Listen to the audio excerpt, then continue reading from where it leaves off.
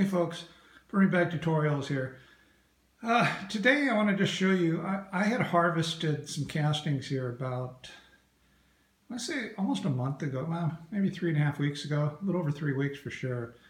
And there were, the bottom section up, there were a few worms in it and stuff, and I basically am kind of out of tubs right now for putting castings in, so I just stuck it in this Lowe's mortar tray, and then I stuck a little bait trap in it per se to try and attract the worms. And I've been keeping that newspaper wet for the last 3 weeks, and I sprinkled a little bit of worm chow on the top of the bait tray a couple times, and just keeping it moist. And so after 3.5 weeks, I figure all the cocoons have hatched in there for sure, at least most of them.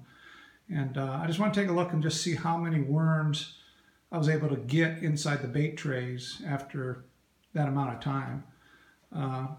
It's definitely, you have to have patience to do something like this. I mean, it's been basically sitting here a month. So, but if you're not in a hurry, I mean, you can get a big chunk of the worms out of the castings and stuff. You don't have to sort them out.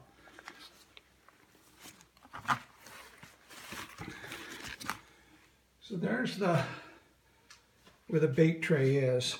Now I always keep a couple sheets of napkins or something over the top of it for really keep moist there. And then inside the bait tray, I put new bedding. Now look there how many worms are in that right now. Look at the rest of them. There's one worm outside of it right there. But for the most part, I think there's another one right there. It looks like a little one. There aren't too many worms here. I can easily grab this guy here and just set him in there. And I'll grab this little one here and throw him in. But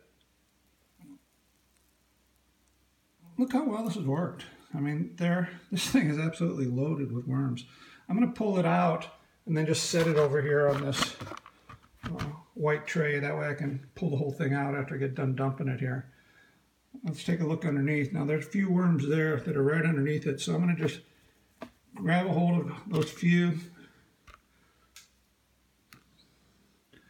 Not too many there. I mean, they're real easy to get because they're right on the surface. Yeah, I got them pretty much. So now let's take this bait tray. Now this is a little starter, plastic starter thing I got from the nursery. I punched a couple extra holes in it, so there's holes in the top and the bottom and the sides, so the worms can come in and out of it. Wow. A lot of worms in there. That thing's loaded. Let's see how many are in here.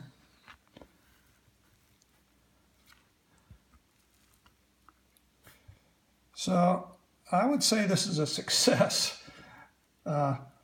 All those worms you would have had to have sorted out by hand, but instead I have them all right here. I'm going to go ahead and just scoop these up. I got them on this tray here, and empty them out and put them into another bin that I have after our European night crawlers in. So folks, I think that's a good way. Get yourself one of these little trays or some kind of plastic container or something. Drill a bunch of holes in the bottom and the sides. The latter ones I've been putting more holes on the sides than I am on the bottom. I'm trying to get them to come into it and stay into it versus like the ones that were sitting there that are sitting underneath it because all the liquid and food is kind of leaching through the container. But just take this, fill this up with some really good bedding, and then, or not, don't fill it up, but put about half full, and then put some real good food in there, some scraps, frozen scraps or something like that, and then throw a little bit more bedding on it. And then, like I said, for the last couple of weeks, I sprinkle worm chow on it every once in a while, and I think, again, I think it's a really good success rate here on how many worms this thing's pulling out of this container. So VermiBag tutorials. Till next time, ciao.